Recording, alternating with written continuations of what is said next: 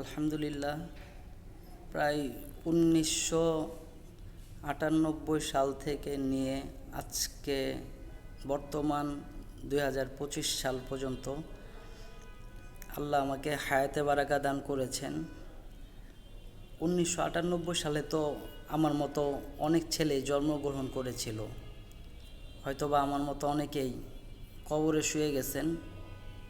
আমি এখনও আল্লাহ তাআলার বরকতময় হায়াতে আছি, আলহামদুলিল্লাহ। কীভাবে শুকরিয়া আদায় করব আমি বুঝতে পারছি না।